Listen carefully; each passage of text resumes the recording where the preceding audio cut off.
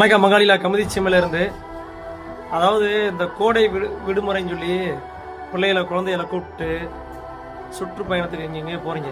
வட மாநிலம், கேரளா, ஊட்டி, கொடைக்கானல், குற்றாலம் இந்த மாதிரி இடத்துகளுக்கு நிறையா குழந்தைகளை கூப்பிட்டு போகிறீங்க. வீட்டு பெரியவங்களையும் கூப்பிட்டு போகிறீங்கன்னா ஒரு சேஃப்டியான இடத்துக்கு போங்க. சேஃப்டியான இடத்துல போய் நீங்கள் போக வேண்டிய இடத்துக்களை கண்டு கழிச்சிட்டு சிறப்பாக நீங்கள் திரும்பி வாங்க. ரைட்டா? நேற்று முந்தானத்தை ஒரு சம்பவம் நடந்திருக்கு, அது உங்களுக்கு தெரியும். வட மாநிலத்தில் திருச்சியிலேருந்து போனவங்க தமிழ்நாட்டுக்காரங்க வட மாநிலத்துக்கு ஃபோட்டில் போனவங்க. அந்த ஃபோட்டு கவுந்து கிட்டத்தட்ட ஒரே குடும்பத்தை சேர்ந்தவங்க 5 பேர் மண்ணையிட்டு மறைச்சிட்டாங்க.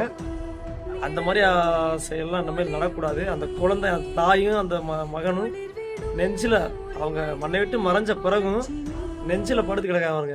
அதை பார்க்கும்போது நமக்கே மனசுக்கு ரொம்ப சங்கடமாக இருக்குது.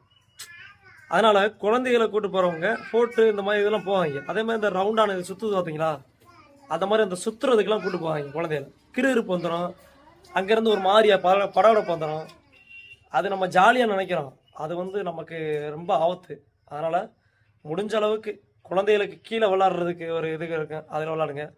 இந்த ஃபோட்டில் போகிறது இந்த மாதிரி இதுகள்லாம் வேணாம், தயவு செஞ்சு வேணாம்.